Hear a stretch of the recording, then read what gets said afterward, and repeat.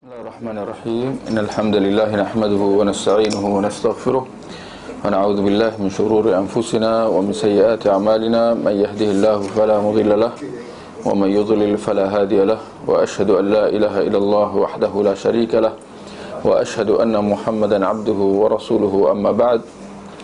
Fa inna asdaqal kalami kalamullah wa khairul hadi hadi Muhammad sallallahu alaihi wasallam. Wa syarrul umuri muhdatsatuha wa kullu muhdatsatin bid'ah wa kullu bid'atin dhalalah wa kullu dhalalatin finnar. Kita panjatkan kesyukuran kita kepada Allah Subhanahu wa taala atas izinnya dapat kita bertemu pada pagi yang mulia ini insya-Allah untuk kita teruskan siri kuliah kita di dalam kitab Encyclopedia Fiqh Practice, ya, karangan Syekh Husain bin Audah Al-Awaisyah hafizahullah, murid kepada Syekh Al-Albani rahimahullah. Tuan-tuan dan puan-puan, boleh kita terus buka halaman 396, ya, 396. Kita teruskan bacaan kita tentang tata cara solat, ya, serta perincian-perinciannya. Kita lihat halaman 396, ya. Di bawah perkara wajib membaca Al-Fatihah pada solat sirriyah. Solat sirriyah iaitu solat zuhur dan solat asar, ya. Solat sirriyah ni insya-Allah membawa maksud sirriyah maknanya secara rahsia, atau yang dimaksudkan ialah bacaan, ya, bacaan Al-Qurannya dalam solat tu dibaca secara perlahan, ya. Itu maknanya solat sirriyah, maknanya bacaan ayat Al-Qurannya dibaca secara perlahan. Jadi solat fardu ni kita ada dua, satu sirriyah, satu lagi jahriyah, ya. Sirriyah maknanya dibaca ayat Al-Qurannya secara perlahan, manakala jahriyah ayat Al-Qurannya dibaca secara kuat, ya. Baik. Jadi dalam perkara ini wajib membaca Al-Fatihah pada solat sirriyah, ya. Kita dah sebut dalam perbincangan sebelum ni tentang kefarduan membaca Al-Fatihah itu di dalam solat secara amnya.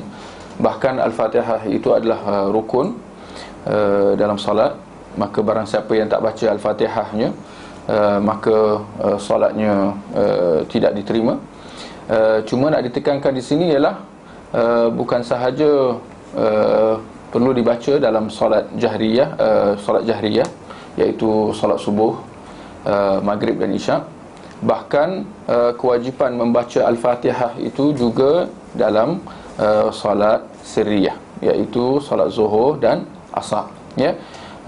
Walaupun kita tidak mengeraskan suara kita ketika solat zuhur dan asar, tetapi hal ini bukan bererti bahawa membaca Al-Fatihah itu bukan wajib, ya. Dia tetap wajib, cuma bezanya ia dibaca secara perlahan, ya. Bahkan boleh kita perincikanlah. Kita ada sebut sebelum ni bahawa dalam solat jahriyah, iaitu subuh, maghrib dan isyak, kita ada sebut sebelum ni bahawa adanya perincian di mana apabila imam membaca, ya, membaca Al-Fatihah serta surah yang berikutnya secara kuat, ya, pada solat subuh, maghrib dan isyak, makmum di belakang hendaklah diam dan mendengar bacaan imam, ya. Maka bacaan imam adalah bacaan bagi makmum. Kalau solat subuh, kita lihat kedua rakaatnya imam baca secara kuat, maka tidak ada ruang di situ untuk makmum membaca. Maka kewajipannya terangkat kerana imam, bacaan imam adalah untuknya. Tapi kalau dalam maghrib dan isyak, kita lihat imam hanya mengeraskan suaranya pada dua rakaat yang pertama. Jadi rakaat yang berikutnya imam membaca secara perlahan, maka di situ dia membaca secara sirriyah, ya, pada rakaat yang berikutnya selepas dua rakaat yang pertama tu.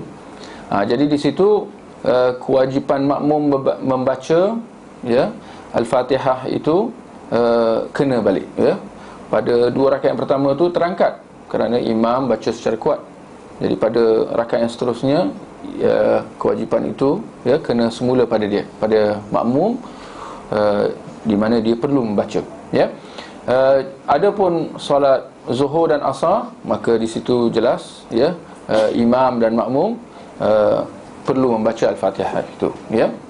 Kerana di situ imam jelas tidak membaca secara kuat, maka kedua imam dan makmum perlu membaca Al-Fatihah pada setiap rakaat Zuhur dan Asar itu, ya. Sekadar perincian lagi, apabila kita kata dalam keadaan makmum membaca, ya, membaca Al-Fatihah, ya, sama ada dalam solat sirriyah Zuhur dan Asar, iaitu pada setiap rakaatnya, atau pada solat jahriyah pada rakaat yang selepas dua rakaat yang pertama tu, ya, makmum perlu membaca Al-Fatihah, ya. Kita kata apa tahap atau bagaimana makmum membaca? Adakah dia perlu mengangkat suara dia, atau adakah dia membaca dalam hati, ya, atau bagaimana, ya? Di sini kita kata, bila kita kata wajib membaca tu insya-Allah sebenarnya dah memberi maksud, tapi tak dinafikan ada yang keliru juga. Membaca tu maknanya membaca apa ni? Wahai orang-orang yang bercakap bahasa Melayu, membaca apa? Boleh duduk sini. Duduk sini, senang tak? Ya? Lafaz tu apa? Sekali lagi minta maaf lah, sebab takut kita keliru. Barakallahu fiik. Senang. Nanti sakit leher susah juga. Barakallahu.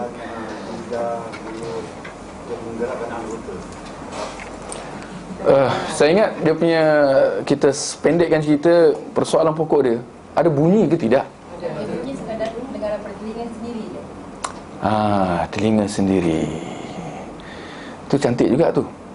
Telinga sendiri kan, telinga kita sini kan, okey, mulut kita sini. Tapi insyaAllah bila kita solat berjemaah kan rapat-rapat. Kalau solat sendiri tak ada masalah lah, telinga sendiri itulah telinga yang mendengar. Tapi bila rapat-rapat, kadang-kadang telinga kawan kat sebelah tu, dia punya jarak dia sama macam jarak antara mulut kita dengan telinga kita. So dia pun, telinga dia kat situ juga. Jadi adakah macam mana mendengarkan telinga sendiri, dan kalau sebelah pun dengar pun sama, elok ke macam mana? Akhirnya kita dengarkan diri kita, dan orang pun sebelah dengar, dan dia pun baca dan kita pun dengar. Jadi akhirnya berlaku pertembungan ke macam mana? Bila kita kata baca, memang ada yang seperti yang disebut tadi, ya, dia perdengarkan kepada diri sendiri, ya. Itu memang itu maksud membaca secara perlahan. Membaca secara perlahan, secara sirriyah, maknanya memperdengarkan diri sendiri. Itu definisi dia, ya. Kerana kalau orang sebelah dah dengar, ya, itu bukan perlahan lagi dah. Itu dah kuat lah. Kalau orang dah dengar, tak adalah baca sendiri, itu dah baca untuk orang, kan. Apatah lagi kalau satu saf dengar, itu lagi kuat lah. Tapi nak kata kalau orang sebelah dengar pun, itu dah kuat. Nak kata itu maksud, itu ukuran kuat atau perlahan tu. Kalau orang sebelah dah dengar, itu maknanya kuat, ya. Jadi di sini kita kata, ya, dalam bacaan sirriyah kita perlu membaca untuk diri kita, tetapi syarat ini Syekh Albani kata, saya tengok perincian dia sangat cantik, tetapi syarat supaya telinga sendiri mendengarnya tidak ada, tidak disyaratkan begitu. Secara prinsipnya, ya, itu dia. Baca perlahan maknanya membaca untuk diri sendiri, maknanya untuk telinga sendiri. Tetapi itu bukan syarat. Itu kriterianya, tetapi bukan syarat. Kenapa kita kata bukan syarat? Kerana telinga orang berbeza antara satu sama lain. Ada yang telinga dia kuat, telinga dia bukan kuat, telinga dia peka. Tapi ada yang orang yang telinga badak, pekat badak. Dia kena jerit baru dia dengar. Jadi kita boleh andaikan kalau kita kata, oh tuan cik, pakcik kena baca dan dengar diri sendiri. Dia pun dia baca perlahan, dia tak dengar. Dia pun bismillah, baru dengar. Dia pun bismillah. Satu masjid dengar. Ya. Gara-gara dia nak memperdengarkan diri dia. Jadi itu kita kata syarat itu dia bukan syarat. Dia perlu membaca, perlu menggerakkan lidah, perlu keluarkan suara, tetapi sekadar untuk diri dia. Tapi itulah dia, bukan syarat dia kena dengar. Ya, kerana syarat tu bergantung, berbeza. Kalau orang tu telinga pekak, dia kena gerakkan juga, tapi jangan kita kata syarat dia sampai dia kena dengar, kerana bergantung sejauh mana kepekaan telinga dia. Boleh insya-Allah. Baik. Kita lihat halaman yang berikutnya, membaca ayat setelah Al-Fatihah. Ya. Ini juga dianjurkan. Kalau Al-Fatihah tadi dia adalah wajib, dia adalah rukun, ya, dia perlu dibaca pada setiap rakaat, ya. Dalam masa yang sama, sesudah Al-Fatihah kita dianjurkan untuk membaca ayat, bukan surah, ayat. Itu ada perincian ada situ, maknanya tak disyaratkan satu surah, cukup sekarang dengan beberapa ayat, ya. Itu dianjurkan, itu sunnah, ya. Sama ada dalam solat jahriyah ataupun solat sirriyah, kita dianjurkan untuk membaca ayat, beberapa ayat, ya, atau surah, ya, sesudah membaca Al-Fatihah, ya. Yang mana kalau kita lihat daripada sudut sunnah Nabi, ada kala Nabi membahagikan surah itu kepada setengah, ya. Maknanya Nabi tak baca seluruh surah itu, dibahagi dua, sebahagian pada rakaat yang pertama dan sebahagian yang kedua, yang lain pada rakaat yang berikutnya. Ada kalanya Nabi menghimpunkan beberapa surah dalam satu rakaat, ya. Jadi kesemua ini telah sabit, ya, daripada Nabi sallallahu alaihi wasallam, ya. Bahkan kita tambah juga, dianjurkan juga untuk kita kadang-kala kita baca surah ataupun ayat, beberapa ayat dalam rakaat yang berikutnya sesudah dua rakaat yang pertama, ya. Mungkin kita biasa, ya, kita hanya baca surah pada dua rakaat yang pertama, kalau dalam Zuhur dan Asar misalnya, ya, ataupun dalam Maghrib dan Isyak, ya, tambahan surah ataupun ayat selepas Al-Fatihah hanya pada dua rakaat pertama. Itu yang biasa kita faham. Tapi nak kata bahawa telah sabit juga dalam sunnah bahawa Nabi membaca surah ataupun ayat dalam rakaat yang berikutnya, ya, dalam dua rakaat yang berikutnya, ya, selepas dua rakaat pertama tu. Nabi ada kala juga membaca ayat ataupun surah selepas Al-Fatihah, ya. Baik. Kita lihat halaman 398 berkenaan tentang surah-surah apakah yang dibaca oleh Nabi pada solat-solatnya. Yang dimaksudkan dengan solat di sini adalah solat fardu lah. Apa yang Nabi baca dalam solat subuh, apa yang Nabi baca dalam solat zuhur, asar, maghrib, isyak, ya, apa yang Nabi baca, ya. Saya ingat perbincangan ni lebih menjurus kepada buat mereka yang hafal surah-surah, ya. Tapi kalau kita hafal hanya 3 kul, atau kita baca ayat surah, orang panggil ayat surah-surah lazim. Ni surah-surah lazim ni, ini istilah orang Melayu lah, ya, surah-surah lazim. Dia sebenarnya satu Quran tu lazim, ya, untuk kita baca. Tapi itulah istilah lah. Kita kata tak ada masalah untuk kita letak istilah. Surah-surah lazim apa? Oh, okey. Cantik tu. Ya, ad-duha sampai sampai surah An-Nas, ya. Itu dalam istilah syaraknya dipanggil qisar al-mutawwal. Ya, qisar al-mutawwal. Atau qisar al-mufassal. Minta maaf, qisar al-mufassal. Ulama dalam membahagikan ayat Al-Quran, mereka ada menyebutkan satu istilah lah, ini sekadar untuk ilmu lah, ya. Surah-surah mufassal. Surah-surah mufassal. Apa dia surah-surah mufassal? Iaitu daripada surah Qaf sampai surah An-Nas. Ya. Daripada surah Qaf sampai surah An-Nas ini dipanggil sebagai surah-surah mufassal. Sekadar ilmu lah, ya. Daripada surah Qaf sampai surah An-Nas dinamakan sebagai mufassal dan dibahagikan kepada 3, ya. Tuwal al-mufassal, awsat al-mufassal, dan yang ketiga qisar al-mufassal. Tuwal al-mufassal maknanya surah-surah mufassal yang panjang. Awsat al-mufassal, surah-surah mufassal yang sederhana. Qisar al-mufassal atau yang diistilahkan oleh orang Melayu surah-surah lazim. Qisar al-mufassal ialah surah-surah mufassal yang pendek. Jadi surah-surah lazim atau qisar al-mufassal maknanya surah-surah yang pendek lah, ya. Surah-surah mufassal yang panjang iaitu tuwal al-mufassal, ia adalah daripada surah Qaf sampai al-mursalat, ya, sampai al-mursalat. Awsat al-mufassal, surah-surah mufassal, surah-surah sederhana, ya, mufassal, ia adalah daripada surah Amma sampai Al-Lail, ya. Jadi selepas Al-Lail ialah surah Duha. Jadi daripada Ad-Duha sampai An-Nas itu qisar al-mufassal atau surah-surah mufassal yang pendek, atau menurut istilah orang Melayu, ya, surah-surah lazim, ya.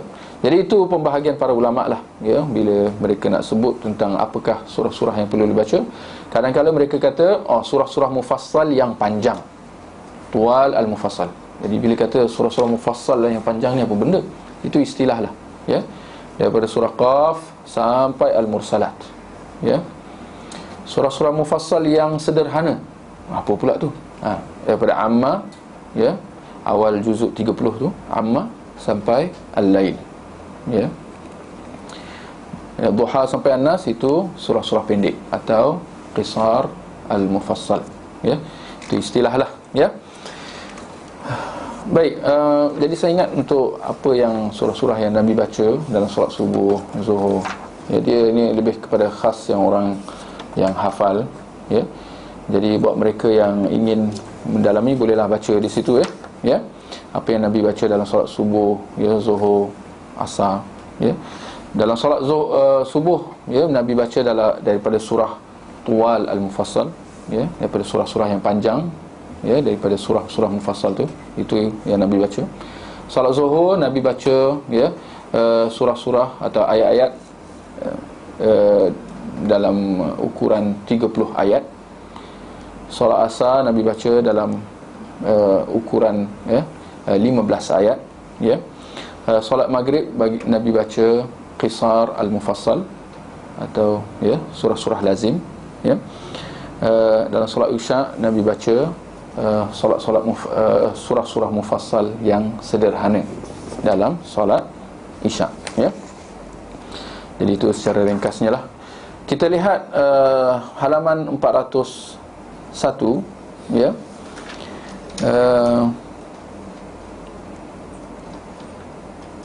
Kita lihat Nabi, perkara yang kedua tu, Nabi pernah membaca surah-surah yang serupa, ya, pada satu rakaat, ya. surah-surah mufassal. Tengok itu istilah yang kita sebut tadi, surah-surah mufassal yang serupa secara beriringan. Jadi ada kala Nabi membaca surah Ar-Rahman dan An-Najm, ya, pada satu rakaat, atau surah Al-Qamar dengan Al-Haqqah, ya. Itu antara sunnah Nabi lah, Nabi baca. Itulah siapa yang nak perinci, nak dapat perincian lanjut, boleh bacalah, ya. Baik, perkara yang ketiga, sifat bacaan Nabi SAW, ya.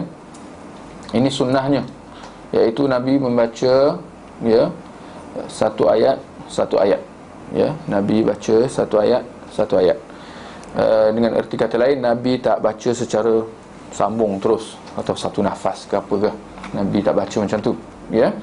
Satu ayat, seperti mana dalam surah Al-Fatihah. Jadi itu sunnahnya lah, ya. Jadi kalau kita tengok imam tu, ya, dia baca Al-Fatihah tu, Alhamdulillahirabbil alamin, dia berhenti. Ar-Rahmanir Rahim, Maliki yaumiddin, Iyyaka na'budu wa iyyaka nasta'in, Ihdinas siratal mustaqim, Siratal ladzina an'amta 'alaihim, berhenti situ. Ghairil maghdubi 'alaihim waladdallin. Itu sunnahnya. Maknanya itu imam tu memahami sunnah Nabi sallallahu alaihi wasallam, ya. Ada kadang-kadang kalau disambung-sambung tu boleh, tak ada masalah, tapi menyalahi sunnah lah, ya.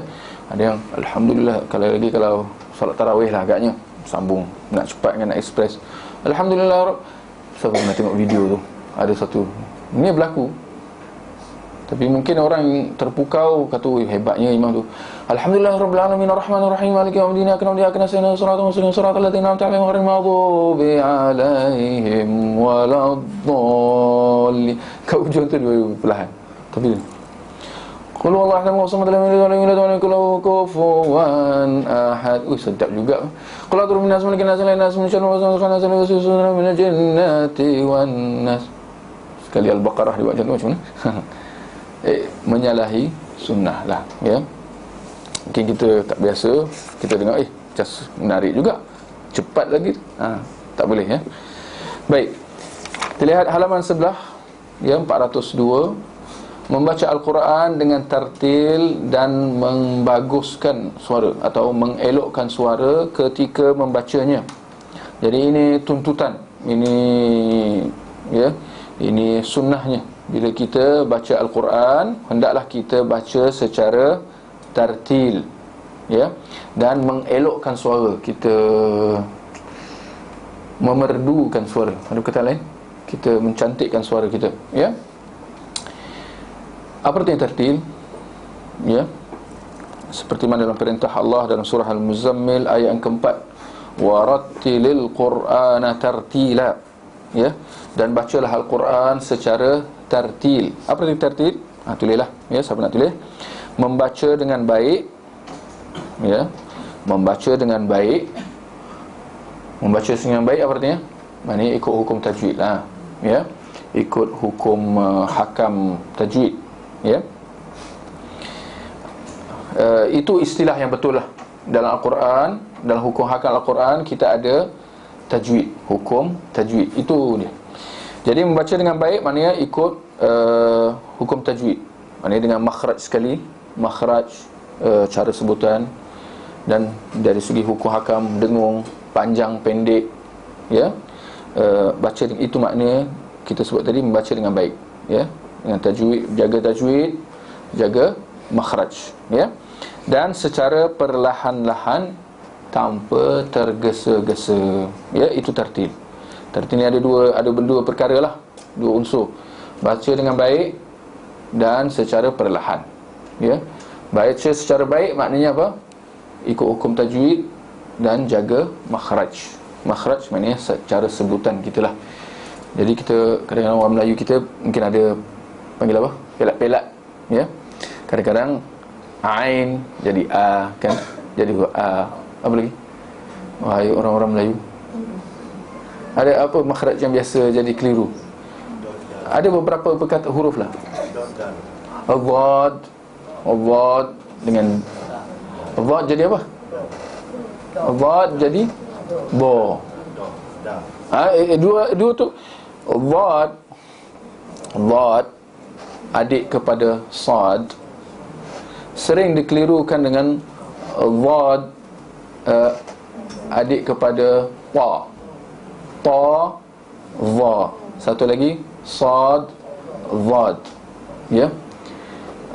Tapi dalam masalah dha dengan ta dha dengan dha, kita pun orang Arab pun ada yang tak fasih, ya. Jadi itu tak payah risau sangatlah. Tapi perlu dibetulkan, ya. Ta dha sad dhad. Ta dha dengan sad dhad. Itu ada beza. Jadi itu memang, ya, perlu sering ada tak betul kekeliruan lah di situ. Jadi apa lagi? Ain jadi alif, ain jadi a, apa lagi? Barakallahu fik. Ha jadi ha. Ada lagi? Sin ada sin. Mana ada sin? Tha lah agaknya. Sin jadi tha. Jadi semua makhraj ni kena betulkan. Sebab tu bila baca Al-Quran, kadang-kala tak tahu ada apa istilah dipanggil. Dia kata perlu tasmi'. Bila baca Al-Quran perlu apa istilah tu? Baca ramai-ramai apa nama dia? Tadarus. Barakallahu fiik. Ya. Al-Quran dia perlu dibaca kepada orang lain, ya. Bahkan Al-Quran diwarisi secara itu. Al-Quran tidak diwarisi dengan buku saja, dengan kitab saja. Kita bagi Al-Quran kepada orang, dia takkan dapat membaca dengan betul. Nah, tu Haji, baca Quran. Kita bagi dia Quran, dan kita harapkan lepas tahun dia dah faham. Dia takkan jadi. Dia kena secara talaqi. Secara dia kena baca dengan orang lain, ya. Secara tadarus. Tadarus maknanya orang satu baca, yang satu lagi dengar. Bukan semua-semua baca, ya. Itu bukan tadarus. Semua baca ramai-ramai, itu skor rendah. Ikut silibus entah mana-mana sekolah kebangsaan ke apa. Itu bukan cara salaf, ya. Salaf kalau seorang nak baca, kalau nak baca seorang baca, yang lain dengar, ya.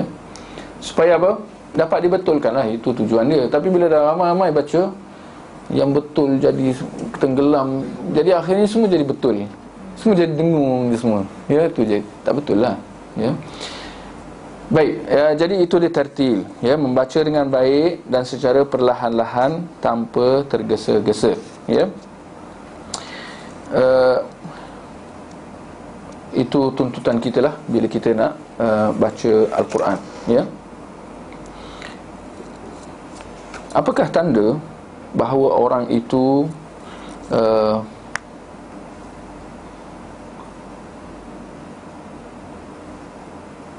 apakah tanda bahawa orang itu membaca dengan baik? Baik, kita dah sebut tartil. Apa arti tartil? Membaca dengan baik dan secara perlahan-lahan. Okey. Baik. Soalan seterusnya, apakah tanda bahawa orang itu membaca dengan baik? Ya. Tanda, ya. Kita lihat di situ halaman 403 kat bawah tu, ya. Itu bahasa Arabnya. Kita lihat halaman 404 yang atas sekali. Sesungguhnya ini, ya, hadis Nabi, ya. Sesungguhnya orang yang paling indah suaranya, paling baik atau paling merdu suaranya ketika membaca Al-Quran adalah jika kalian mendengar dia membaca, maka kalian mengiranya takut kepada Allah. Apa artinya? Ini spesifikasi orang yang baca secara tertib. Ini tanda, kriteria, sifat orang yang baca Al-Quran secara tertil atau baca Al-Quran secara baik. Ini dijelaskan oleh Nabi. Orang yang paling indah suaranya ketika membaca Al-Quran adalah jika kalian mendengar dia membaca, kalian akan anggap bahawa dia takut kepada Allah. Maknanya bila dia baca tu dia ada, nak kata apa? Ada feeling. Tapi feeling tu kadang-kadang boleh mengelirukan. Dia, bacaan dia boleh menggentarkan jiwa kadang-kadang. Saya nak elakkan daripada cara bacaan tilawah, bacaan secara tarannum. Saya nak lari daripada bacaan tu. Kadang-kadang bila orang baca secara tilawah atau secara tarannum, tilawah tu bacaan dia secara tarannum. Apa arti tarannum? Berlagu. Apa artinya lagu? Kita lihat dalam definisi tartil tadi, kita tak ada sebut pun lagu. Sebab lagu tu dia ada tanda soal besar. Apa artinya lagu? Lagu maknanya adalah kaedah. Ini istilah saya lah sendiri. Lagu adalah gaya suara yang ada hukum hakam dia. Kembali kepada asas lagu tu. Apa asas lagu? Do, re, mi, fa, sol, la, te. Itu siapa yang belajar muzik lah, harap-harap tak ada lawan dalam sini belajar muzik. Jangan belajar pun. Tapi siapa yang masuk belajar muzik, dia kena belajar dia punya, tak tahulah apa benda huruf-huruf dia tu yang pelik-pelik tu. Ada B, maksud ada D, ada B terbalik, D tu macam cacing. Barakallahu fiik. Itu undang-undang lagu, hukum akal lagu.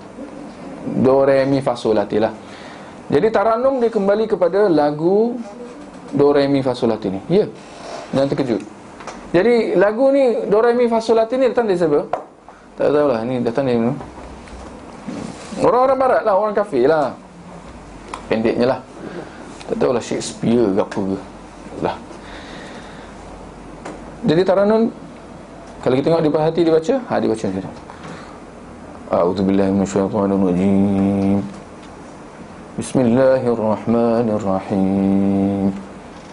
Alhamdulillahi rabbil alamin. Dia baca perlahan. Dia mesti macam tu.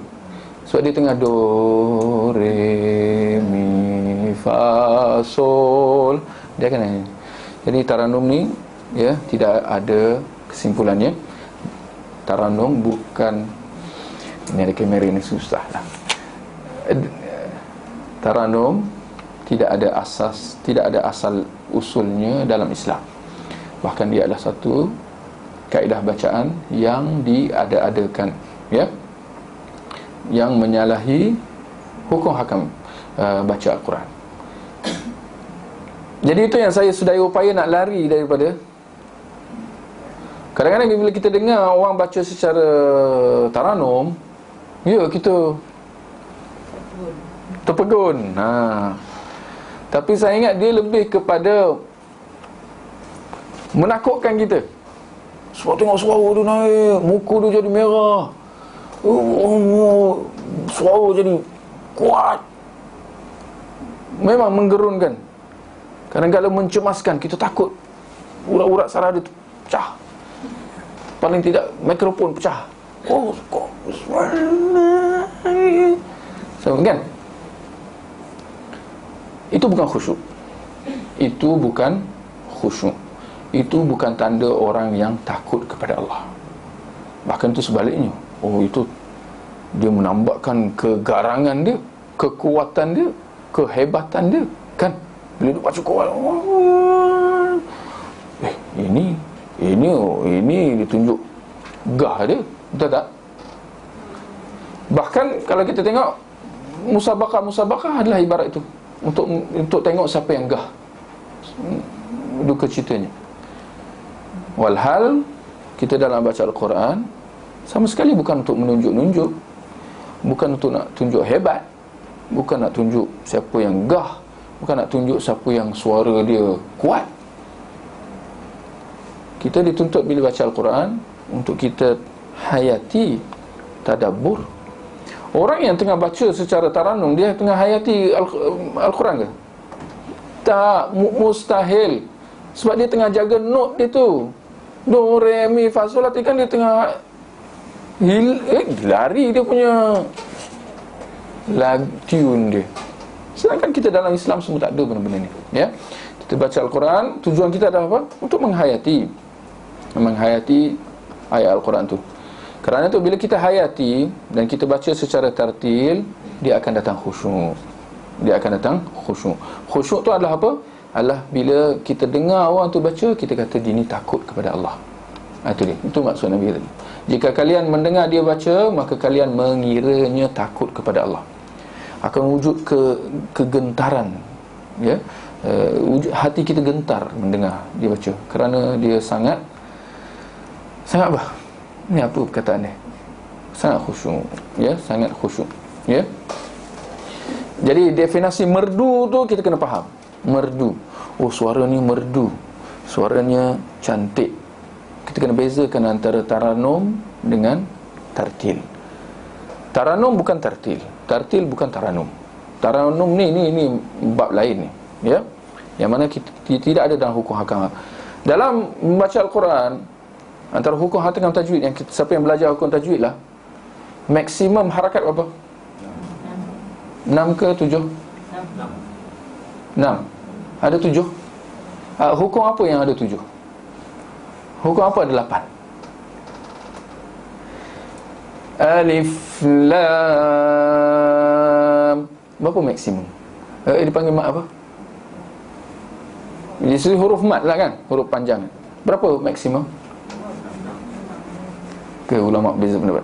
6 lah dia kata, maksimumnya 6. Tapi bila kita tengok dalam taranum, berapa? Jangan terkejut, dia boleh sampai 15. Kan? Bismillahirrahmanirrahim. Dia boleh panjang satu huruf tu.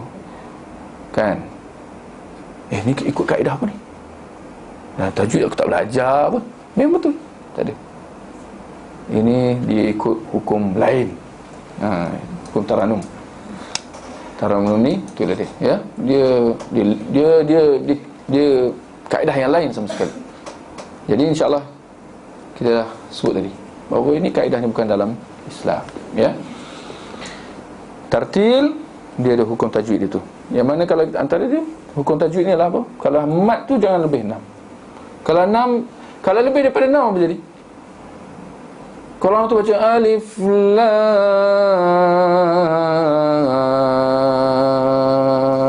mim, ini kan mana taranum ada kan? Ini kalau dia lebih 6 tu kita panggil apa? Melampau batas. Hulu. Ya. Tanattu. Boleh ya? Baik, kita lihat di bawah tu Nabi SAW mengatakan, ya, bukan golongan kami orang yang tidak membaca Al-Quran dengan suara yang indah, ya, dengan suara yang indah, ya. Jadi itu kita dituntut, ya, untuk mencantikkan suara kita, ya, untuk memerdukan suara kita sedaya yang mampu, ya. Baik. Apakah yang diucapkan jika halaman 405 atas sekali, apakah yang diucapkan jika seorang membaca akhir dari surah Al-Qiyamah dan awal surah Al-A'la? Jadi ini antara yang ma'thur atau yang sabit lah daripada Nabi, ya. Bila di hujung surah Al-Qiyamah tu, ya alaysa dzalika biqadirin ala an yuhyiyal mauta, kita dianjurkan untuk menyebut subhanaka fabala. Itulah, itu satu. Dalam surah Al-A'la, sabbihisma rabbikal a'la, ya, kita dianjurkan untuk sebut, ya, subhana rabbiyal a'la, ya. Bukan kita memandai, tetapi ini kerana sabit dalam hadis Nabi, ya. Ini dalam dua ayat ni saja. Selain daripada itu, ya, selagi tak sabit apa-apa zikir yang dianjurkan, maka kita jangan pandai-pandai, ya. Baik.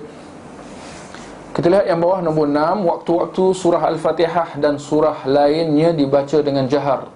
Ini keras dan sir, maknanya secara perlahan, ya, di dalam solat, ya. Kita lihat bahawa perbuatan kita mengeraskan suara ketika solat atau kita memperlahankan bukan secara memandai-mandai, bukan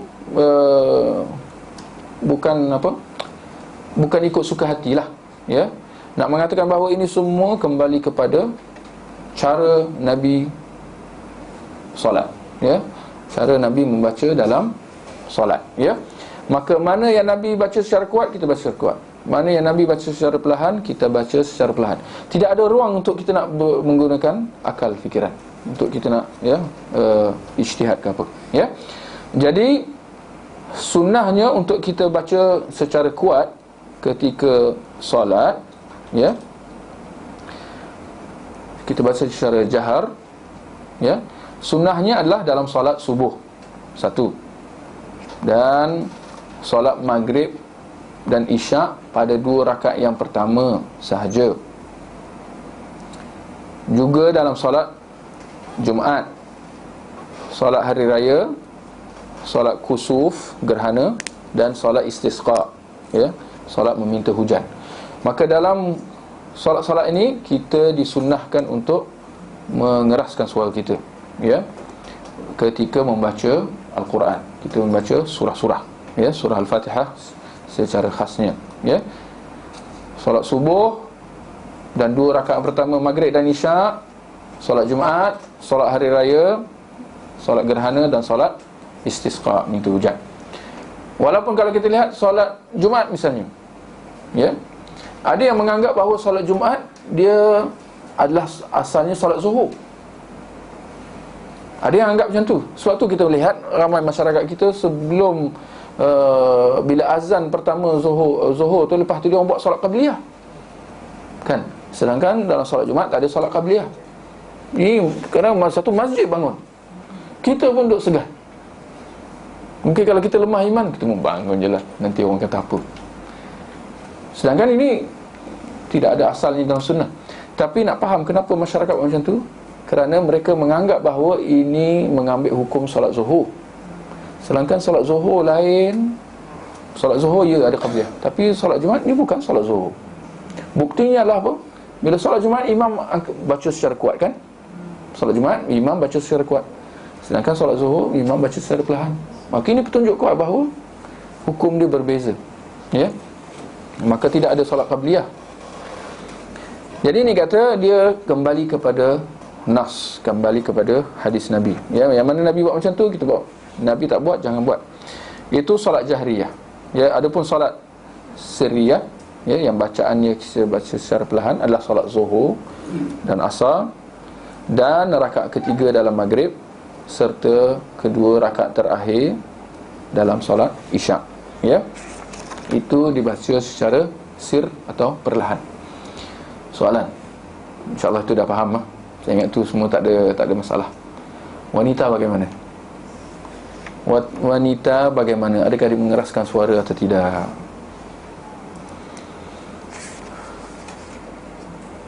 Atau saya tak heran kalau ada yang kata, oh, wanita ketika solat semua sir, subuh ke, maghrib ke, isyak ke, sir, perlahan, ya, walaupun dia bersendirian atau di rumah. Ya, jawapannya tidak. Jawapannya adalah wanita seperti perempuan, ya. Wanita seperti perempuan pula dah. Elok lah tu, nak menguji sebenarnya. Wanita seperti lelaki, ya. Yang mana yang perlu dikuatkan, yang mana yang perlu diperlahankan, diperlahankan, ya. Cuma tak dinafikan bahawa, ya, wanita perlu memperlahankan suaranya sekiranya suaranya boleh didengari oleh lelaki ajnabi, lelaki yang bukan mahram, ya. Itu je. Bukan kerana dia solat sir, dia memperlahankan suaranya bukan kerana dia kena baca macam tu, tak. Tetapi kerana gara-gara ada lelaki yang ajnabi. Dengan erti kata, kalau tak ada lelaki ajnabi, dia kembali kepada hukum asal. Dia perlu kuatkan suara dia, ya. Cuma insya-Allah kita sedia maklum lah, ya. Mungkin ada yang terbayang bila kita kata, oh, wanita kena baca macam lelaki. Mungkin dia terbayang, oh, perempuan tu angkat suara dia macam lelaki, ya. Kita kata tidak begitu, ya. Lelaki dia akan mengangkat suaranya ketika dia jadi imam di masjid. Dia mengangkat suaranya kerana supaya didengari oleh jemaah di belakang. Maka wanita tu kalau dia solat sendiri, dia tak perlu nak angkat suara, kerana tak ada jemaah kat belakang pun yang mendengar. Dia mengangkat suaranya tapi berpadalah, ya. Tak perlu sampai nak didengarkan, kerana tak ada orang kat belakang. Kalau ada jemaah, dia solat berjemaah, perempuan tu solat berjemaah, belakangnya satu saf, maka sekadar untuk diperdengarkan kepada satu saf tu saja boleh. Jadi suara tu kan dia ada volume dia kan. Maka lagi banyak saf tu kat belakang, lagilah dia kena kuatkan suara dia. Dan tu, ya. Seperti mana lelaki, perempuan pun macam tu, kan? Ya. Itu dia punya kayu ukuran dia lah. Baik, adapun solat-solat sunat yang lain, ya. Tadi kita dah sebut, ya, solat fardu dan solat-solat yang, ya, solat raya semua tadi tu. Adapun solat sunat, ya, yang lain, maka solat sunat di siang hari dibaca secara perlahan. Manakala solat sunat di malam hari, seperti mana solat qiyamul lail, ya, ya, seseorang yang mengerjakannya, dia akan membacanya secara pertengahan, ya, bukan secara kuat dan bukan secara perlahan, ya, secara pertengahan, ya. Hal ini seperti mana dalam sebuah peristiwa, dalam sebuah hadis, ya, di mana Nabi SAW keluar di waktu malam dan dia melewati rumah Abu Bakar dan rumah Umar Al-Khattab. Ternyata kedua sahabatnya itu sedang mengerjakan qiyamul lail, ya. Apabila Nabi lewat rumah Abu Bakar, dia mendengar suara Abu Bakar. Dia lewat rumah Umar, Nabi pun dengar suara Umar.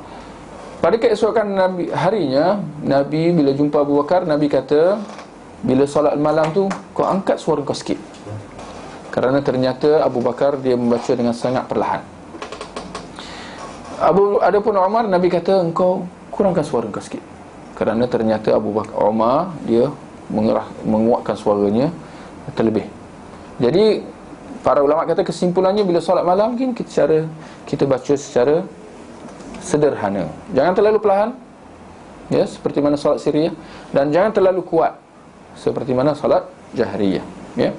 Itu solat sunat di waktu malam, ya. Baik, kita lihat halaman 406. Kita ada masa sikit. 406, bertakbir ketika beralih dari bahagian solat yang satu ke bahagian solat yang lain, ya. Kita lihat hadisnya, elok juga kita baca hadisnya tu kat bawah tu, halaman 406. Tatkala Rasulullah, Abu Hurairah radhiyallahu anhu, dia berkata, tatkala Rasulullah sallallahu alaihi wasallam hendak mengerjakan salat, baginda bertakbir ketika berdiri, kemudian bertakbir ketika rukuk, ya. Akan tu tak payahlah, buanglah akan tu, dia boleh mengeriukan. Bertakbir ketika rukuk, lalu mengucapkan sami Allahu liman hamidah, Allah mendengar orang yang memujinya. Ketika mengangkat tulang punggungnya, kan tulang punggung ke? Ini apa belakang? Wahrahu, oh, sulbahu. Okey, baik, biarlah tu. Okey, tulang punggungnya dari rukuk, kemudian mengucapkan Rabbana lakal hamd, ya, ya Tuhan kami, segala puji hanya untukmu, ketika berdiri. Selanjutnya baginda pun bertakbir ketika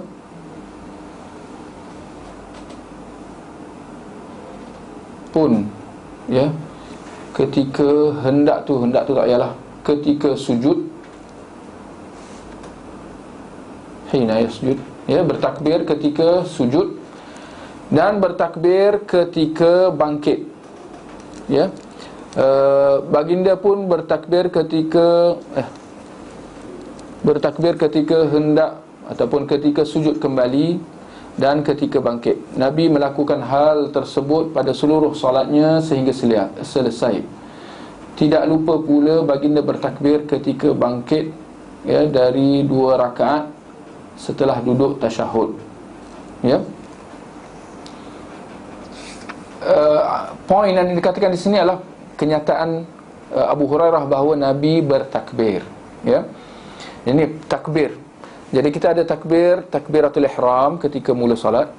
Tapi bila berpindah rukun tu, ya, daripada berdiri ke rukuk, daripada rukuk ke i'tidal, daripada i'tidal ke sujud, ya, duduk antara 2 sujud, itu dipanggil takbir. Apa dipanggil? Istilah sebenarnya kita apa? Ini bahasa Arab takbiratul intiqal. Takbir perpindahan rukun lah kita kata, ya, takbir perpindahan rukun. Apa hukumnya? Jangan terkejut kalau dalam mazhab mereka seakan-akan sepakat mengatakan dia sunat.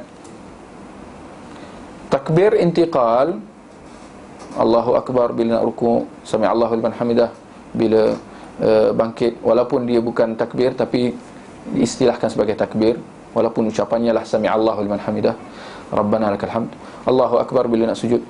Apa hukumnya? Dalam mazhab semua kata sunat. Tapi Syekh Al-Albani rahimahullah, ya, berdasarkan hadis ini dia buat kesimpulan bahawa hukumnya adalah wajib. Hukumnya adalah wajib kerana Nabi kata, solatlah kamu seperti mana kamu melihat aku solat. Ya. Satu, kerana Nabi macam tu. Kedua, nak mengatakan bahawa kadang-kadang apa yang disebut dalam mazhab, tak kira lah mazhab Hanbali ke Syafi'i ke, ya, Maliki, ya, Hanafi, mereka kata takbir perpindahan rukun adalah sunat. Kita boleh memahami implikasi perkataan kita bila kita kata sunat dalam solat jemaah, dalam solat berjemaah. Bagaimana akan berlaku kalau imam bila dia solat, dia takbiratul ihram je, lepas tu bila perpindahan rukun tu dia tak takbir? Apa akan jadi? Bila orang kata, imam, apasal tak takbir bila berpindah rukun? Kan kita dah baca dalam buku fiqh kata sunat. Nak jawab apa? Nampak? Itu satu petunjuk lah bahawa hukum bahawa dia sunat tu tidak terperinci. Dia boleh mengelirukan, ya. Kita boleh faham bahawa bila para ulama mazhab kata hukum takbir perpindahan rukun tu sunat, kita boleh faham bahawa maksud mereka adalah kalau orang tu bila dia nak rukuk, andaikan dia terlupa kata Allahu Akbar, kita boleh faham bahawa solat dia tak batal, sebab takbir tu sunat. Tidak seperti takbiratul ihram tadi. Kalau orang tu bila dia angkat takbir tu, dia tak kata Allahu Akbar, dia terus bismillahirrahmanirrahim, alhamdulillah rabbil alamin, solat dia batal, kerana takbiratul ihram tu wajib, bahkan rukun, kan? Tapi berbeza dengan takbir perpindahan rukun tadi tu. Dia tidak seperti takbiratul ihram. Tetapi itulah dia persoalan, adakah dia sunat ke wajib?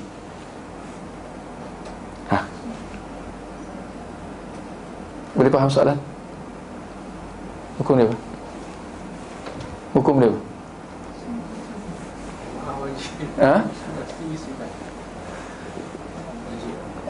Itu dah pendapat yang kelima lah. Dalam mazhab tak ada kata macam tu. Kalau berjemaah wajib, kalau sendiri sunat, ya. Kita lihat kalau dalam hadis tu, ya, bahawa Rasulullah, ya, ketika mengadakan salat, ya, tidak disebut di situ, ya, jemaah ataupun bersendirian, ya. Nak mengatakan bahawa istilah tu, ini jawapan dia. Istilah ni diletakkan oleh para ulama. Istilah wajib atau istilah sunat, makruh ni, ini semua adalah istilah yang diletakkan oleh para ulama yang datang kemudian. Yang mana kadang-kadang istilah-istilah ni kadang-kadang tidak dapat menggambarkan hakikat hukum sesuatu perbuatan dalam solat tu. Boleh faham? Boleh kita kata tidak ada satu istilah sehingga ke hari ini, tidak ada satu istilah yang terperinci yang dapat menggambarkan tentang masalah takbir perpindahan rukun tu. Jika kita kata wajib, tak berapa tepat. Dan jika kita kata sunat pun tak berapa tepat. Boleh faham insyaAllah apa maksud? Ya. Tetapi Syekh Al-Albani rahimahullah, dia mengatakan bahawa takbir perpindahan rukun tu adalah wajib, atas alasan bahawa itu yang dilakukan oleh Rasulullah dan kita disuruh supaya ikut Rasulullah. Habis cerita. Ya. Tapi ada perincian. Kalau orang tu terlupa, tak batal. Itu dia. Boleh insyaAllah. Banyak lagi ni. Takbir ni baru tak sampai rukuk lagi ni. Macam mana? Baik, saya ingat masa pun dah cukup. Ya. Jadi kita berhenti di situ dahulu. Boleh?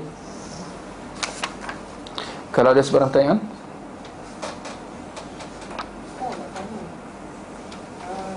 Bagi semua jemaah, untuk surah Al-Fatihah, kita ikut makmum. Bila imam baca Fatihah, memerlukan kita sebagai makmum membaca juga Fatihah itu. Ya, kita ada sebut dah, ya, tentang masalah makmum kalau solat berjemaah di belakang imam yang menguatkan suara dia. Adakah makmum perlu turut membaca Al-Fatihah? Maka dalam perbincangan kita sebelum ni bahawa makmum tidak perlu membaca Al-Fatihah. Sebaliknya dia perlu menumpukan perhatian dia pada bacaan imam. Ya. Maknanya dia kena diam dan dia kena dengar. Bukan diam saja, dia kena dengar. Ya. Wa idza quri'al Qur'anu fastami'u lah. Dan jika Al-Quran diperdengarkan, maka dengarlah. Fastami'u lahu wa ansitu. Maka dengar dan diam. Ya. Dia dua tu kena. Dengar tapi dalam masa yang sama baca juga tak jadi. Ya. Diam tapi hayal, tak dengar, tak jadi juga. Kena dengar dan diam. Ya. InsyaAllah. Boleh? Kita ulang. Ya, dalam solat jahriyah, ketika imam mengeraskan suara membaca Al-Fatihah dan surah, makmum di belakang perlu diam dan dengar. Seperti mana dalam solat maghrib, isyak, ya, 2 rakaat yang pertama dalam solat maghrib, isyak, dan kedua rakaat solat subuh, ya. Dan solat hari raya, solat Jumaat, ya, gerhana dan istisqa tadi, ya, minta hujan, solat minta hujan, ya. Yang tadi tak menunjukkan kalau wajib tapi bukan rukun, itu tak menepati maksud. Wajib, kalau kata wajib dan bukan rukun, boleh? Boleh? Ya. Takbir perpindahan rukun, ketika berpindah rukun, dia adalah wajib tetapi bukan rukun. Ini boleh lah nak kata, ya. Syekh Al-Albani sekarang mengatakan dia hukumnya wajib, ya. Tapi kita nak tambah dia bukan rukun, boleh. Dan kita nak tambah kalau orang tu terlupa tak batal, boleh. Dia memperincikan lagi supaya memberi kepada kita kefahaman. Kalau orang tu rukuk, dia lupa nak kata Allahu Akbar, kita andaikanlah dia angkat tangan je, atau dia tak angkat tangan, dia tak sebut apa-apa, tahu-tahu ghairil maghdubi alaihim waladdallin, dia terus rukuk. Apa jadi kat solat dia?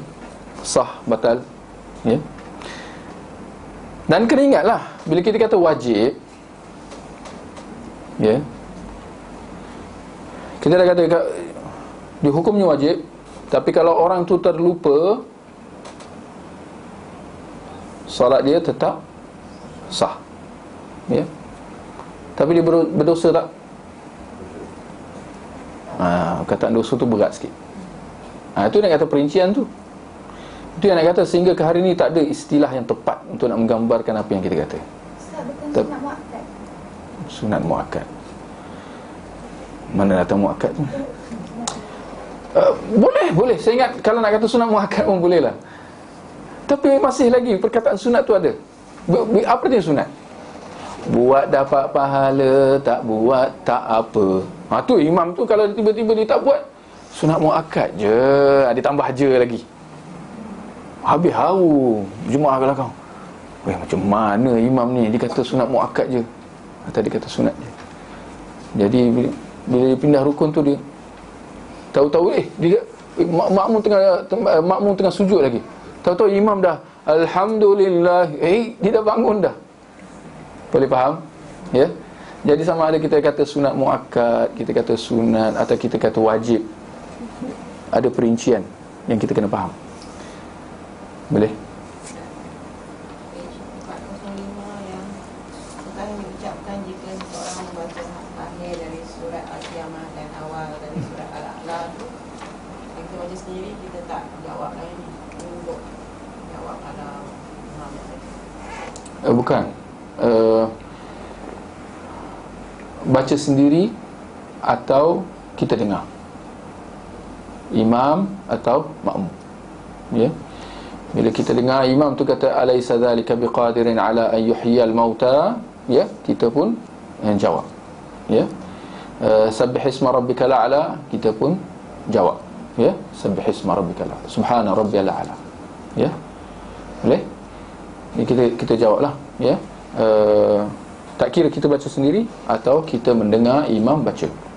Seperti mana kalau imam tu baca sujud tilawah, kan, ayat ada tilawah, dia akan sujud. Makmum kat belakang macam mana? Tengok aje. Buat apa aku nak sujud? Dia yang baca, dia yang sujud. Ada macam tu? Tak ada siapa kata macam tu, kan? Kenapa makmum turut sujud? Kerana mereka mendengarnya. Maka, dan kena ingat, orang yang mendengar, dia secara tidak langsung dia mengambil hukum orang yang membaca. Ya. Seperti mana dia pun berkongsi pahala.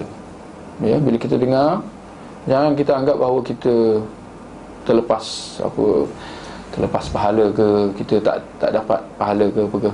Tak, orang yang mendengar dia seperti orang yang membaca. Ya. Tidak nafikan ada beza, satu membaca, satu mendengar. Ya.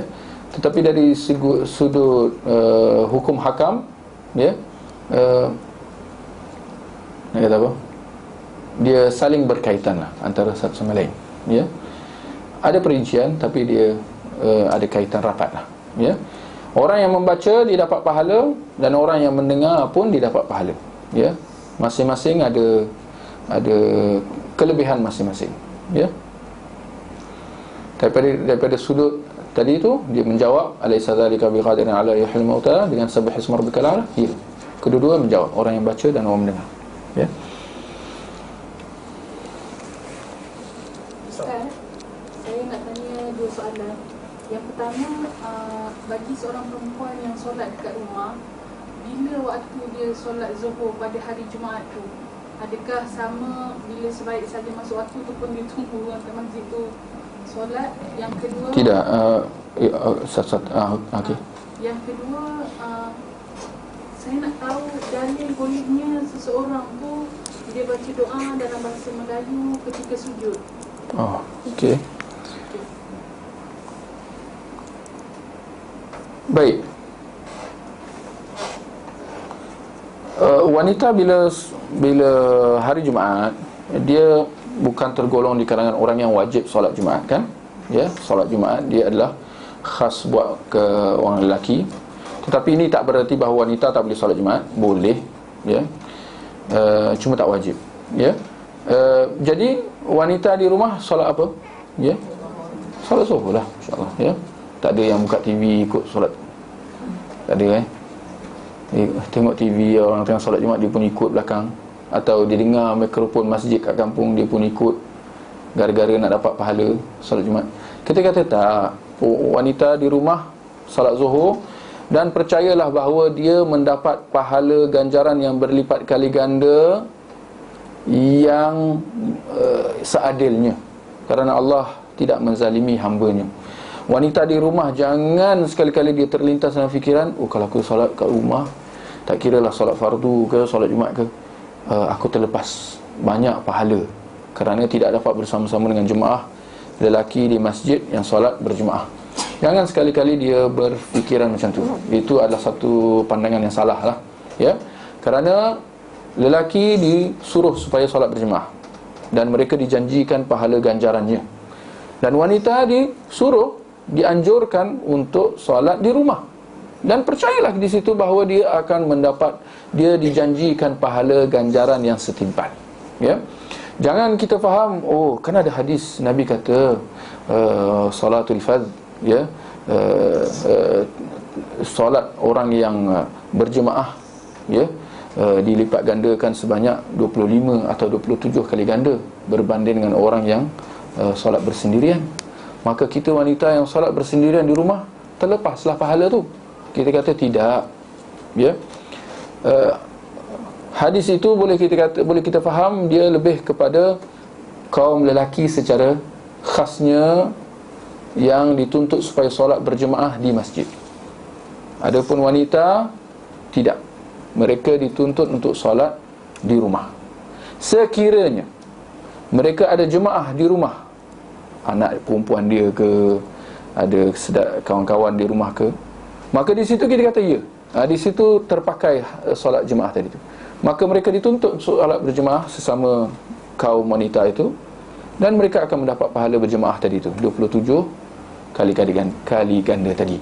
Tetapi sekiranya tidak ada jemaah yang untuk bersolat bersamanya, lalu dia solat bersendirian di rumah, persoalan, adakah dia terlepas pahala ganjaran 27 kali ganda tadi? Kita kena faham bahawa kita tak boleh nak kata bahawa dia dapat pahala 27 kali ganda. Sebab pahala 27 tu adalah khas buat jemaah.